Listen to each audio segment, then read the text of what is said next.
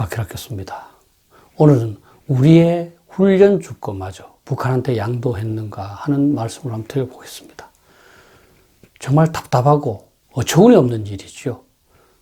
다수의 국회의원들, 정부 인사들이 공공연하게 북한 눈치를 보면서 훈련 중단을 요구하고 있습니다.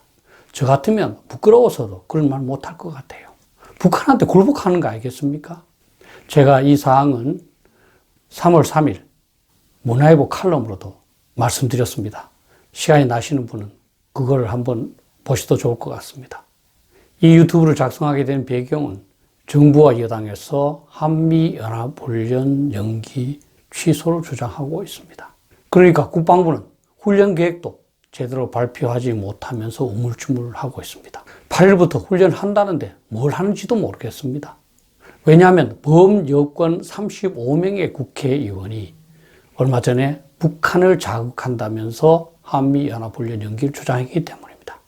통일연구원에서도 어떤 보고서를 내서 한미연합훈련을 중단할 필요가 있다, 이런 이야기를 했습니다.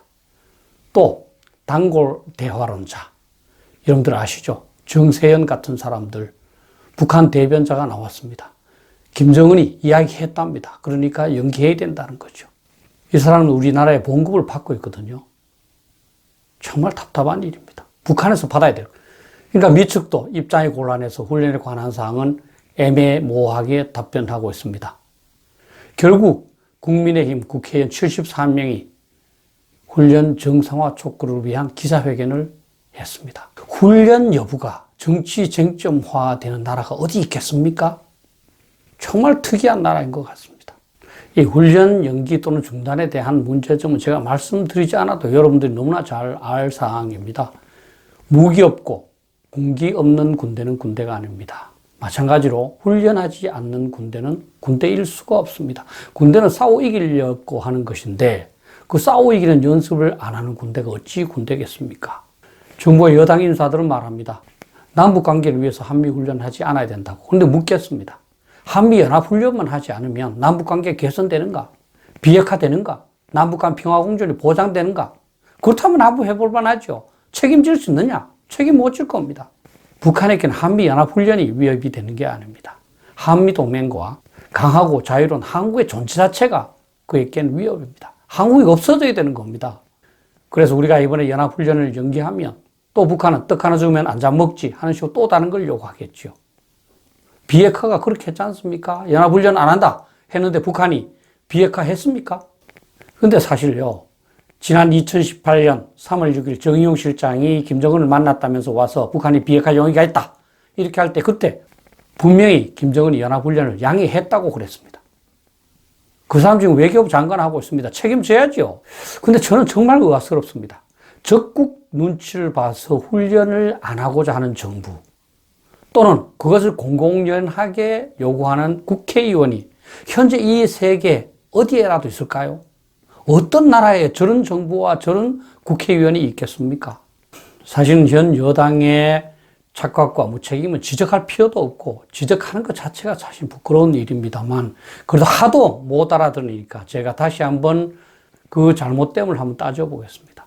국민 여러분께서 너무나 잘 아시지만 한반도 불안의 원인은 한미연합훈련이 아닙니다. 북한의 핵무기 보이지요. 북한만 핵무기를 포기하면 한반도 평화는 또 동북아시아 평화까지 일사천리로 보장될 겁니다. 그렇다면 여당 국회의원들은 한미연합훈련을 안 한다고 할 것이 아니라 북한의 비핵화부터 먼저 촉구해야 되는 거죠. 그러나 북한 비핵화를 위한 성명 한번 발표한 적이 있습니까? 지난 2020년 6월에 우리 세금으로 건설한 남북연락사무소가 폭파됐습니다. 항의 한번 했습니까? 지난 9월 공무원이 총살당해서 소각당했습니다. 그런데 항의했습니까? 안 했죠. 그리고 지금 UN 인권이사회에서 인권 문제를 논의하고 있습니다만 이들이 북한의 인권 문제에 대해서 문제 제기한 적이 있습니까? 우리 동포를 그렇게 사랑한다면서 말이죠. 이들을 보면서 진짜 합리적인 사람이라면 의심을 하지 않을 수가 없습니다. 이들이 북한에게 어떤 약점을 잡혔기에 이렇게까지 굴종하는가? 그렇지 않고는 저렇게까지 굴종할 수가 없거든요. 아마 전 세계 누구도 이런 모습을 정상적이라고 이해하기는 어려울 겁니다. 여러분들도 이미 잘 아시겠지만 제가 군생활을 했기 때문에 한미연합훈련을 왜 해야 되는가에 대해서 이에 대하여 설명을 드려보겠습니다. 가장 중요한 것은 확고한 한미연합 방위태세를 과시한다는 겁니다. 사실 훈련하다가 바로 전쟁에 투입 가능한 거 아니겠습니까? 그래서 사실 미국은 훈련 없는 부대는 전투에 투입하지 않는다는 원칙이 있습니다. 결국 한미연합훈련을 하지 않는다는 것은 김정은이 미군의 즉각적인 전투 투입을 방지하겠다는 책략이 숨어 있는 거죠. 한미연합훈련은 한미동맹 공약의 확고성을 만천하에 과시하는 겁니다. 철저히 훈련하면 한미동맹은 철석같이 단결되겠죠. 그럼 북한은 한미동맹이 강하기 때문에 오판을 해서 남침을 할 수가 없습니다. 실제적인 전투 준비 태세 향상에도 매우 중요합니다. 미군 지휘부나 장병들이 한국군 지형에 익숙해지지 않겠습니까? 미 증원군이 오는데요. 현실적으로 발견되는 제한 문제점을 조기에 발견을 해서 해소할 수 있습니다. 그럼 유사시에 미 증원군이 한반도에 전개해서 전쟁에 바로 투입될 수 있는 거죠. 그리고 한미 양국군은 공통적인 부분도 많지만 다른 부분도 많습니다. 그래서 협조에 관한 문제점을 조기에 발견을 해서 시정할 수가 있습니다. 사실 1, 2년 훈련 안 하는 것은 그 다음에 열심히 하면 따라갈 수 있습니다. 그런데 이미 2018년, 2019년, 2020년, 3년 동안 훈련을 안 했습니다. 그러면 훈련 경험하고 자료가 전혀 누적되지 않겠죠? 훈련 한 번 안 해본 사람이 대부분이 그런 경우가 됩니다.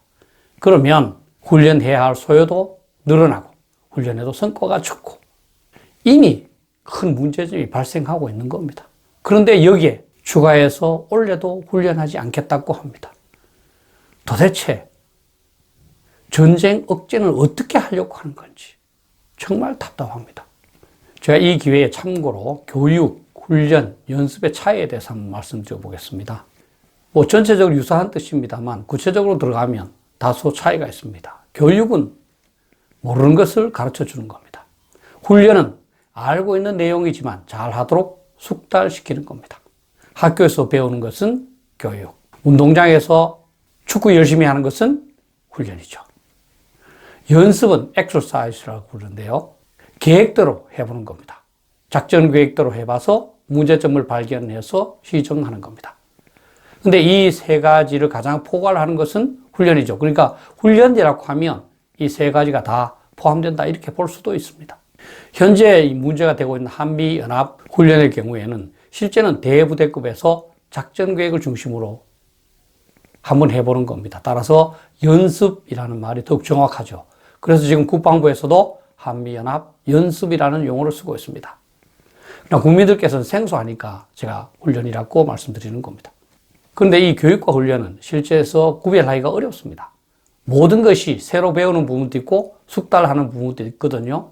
그래서 한국군의 경우에는 교육과 훈련을 구별하기가 어려우니까 교육훈련 이렇게 한 단어로 사용하고 있습니다. 말이 나왔으니까 제가 작전 계획과 작전 명령에 대해서도 한번 말씀드려 보겠습니다. 제가 사실은 중령 때 연합사에서 작전 계획 5027을 담당을 했습니다. 작전 계획은 유사시에 작전 명령을 조기에 정확하게 하달할 수 있도록 사전에 준비해 두는 겁니다. 이게 있어야 훈련을 할 수가 있고 또 모의 실험을 해서 실제 전쟁이 일어났을 때 어떻게 될 것인가를 판단해서 미흡한 부분은 보완할 수 있죠. 반면에 작전 명령은 잘 아시다시피 전쟁이 발발한 이후에 실제 행동하도록 지시하는 문서를 말합니다. 핵심은 작전 명령이죠. 작전 계획은 작전 명령을 위한 준비라고 볼 수 있습니다. 결국 작전 계획은 특별한 상황별로 작성하는데 모든 상황을 다 묘사할 수는 없으니까 일부 중요한 상황에 대해서 국한해서 작용을 합니다. 그래서 가정이 있습니다. 예를 들면 북한은 초반에 핵무기를 사용하지 않을 것이다. 이런 가정하에 작전 계획을 만들어 두는 거죠. 그러다가 초반에 핵무기를 사용하면 그 작전 계획을 못 쓰게 되는 겁니다. 따라서 작전 계획은 가정이 적을수록 좋은 계획이죠. 이 한글 경우에는 큰 차이가 없습니다만 영어의 경우에는 조동사 will을 쓰느냐 안 쓰느냐에 따라서 차이가 있습니다. 작전 계획은 조동사 will을 항상 씁니다. 작전 명령은 will이 없어집니다. 그런데 작전 계획은 사실은 참고용이지 실제로 그대로 안 되는 경우가 더욱 많습니다. 그래서 영어에 유명한 말이 있습니다. The first casualty of the war is the plan. 전쟁의 첫 번째 희생자는 작전 계획이다. 전쟁이 시작되면 바로 기존에 작성했던 작전 계획은 쓸모없어진다. 따라서 군인들은 지휘관과 장병에 대한 교육과 훈련을 중시하는 거죠. 그래서 어떤 상황이 도래하더라도 이들이 알아서 잘 적응해서 필요한 작전 계획을 작성을 해서 작전 명령화 하도록 하는 거죠. 제가 하고 싶은 말이나 여러분들이 생각하는 바는 아마 동일할 겁니다. 훈련은 군대가 존재할 경우에 해야만 하는 필수 요소입니다. 훈련 없는 군대는 총알 없는 총이죠. 총과 총알은 같이 가야 되는 겁니다. 군대와 훈련은 동의어락할 수 있습니다. 따라서 훈련 여부가 정치적 쟁점이 된다. 이건 있을 수 없는 문제지요. 오히려 정치권은 군대가 훈련에 나태할 경우 잘하라고 질책해야 합니다. 그것을 해야 할 국회의원들이 훈련을 하지 말라. 이게 말이 되겠습니까? 더군다나 적국의 눈치를 봐서 훈련을 하지 않는 저런 역사적 사례가 어디 있었는지 모르겠습니다. 아마 이를 들으면 전 세계 군사 전문가, 안보 전문가들이 웃을 겁니다. 어떻게 저런 생각을 하지? 아마 미국 정부도 한국의 이러한 입장을 전해 듣고는 아마 웃고 있을 겁니다. 정부와 여당 국회의원들은 부정하겠지만 결국 드러난 현상은 뭡니까? 우리가 훈련 주권을 북한한테 양도한 겁니다. 우리가 훈련하고 싶은 것을 마음대로 못하니까 그렇지 않습니까? 북한 눈치를 봐서 하니까요. 더욱 문제가 되는 것은 이러한 말을 아무런 거리낌 없이 양심의 가책도 없이 떳떳하게 이야기하고 있다는 겁니다. 진짜 모르는 사람이 용감하다고 군에 대해서, 국가에 대해서 아무것도 모르다가 갑자기 국회의원이 되고 정부의 고위 인사가 된 것 같아요. 슬프지만 우리는 정말 이상한 정부를 목격하고 있는 것 같습니다. 좋은 말씀 드리지 못해서 죄송합니다. 감사합니다.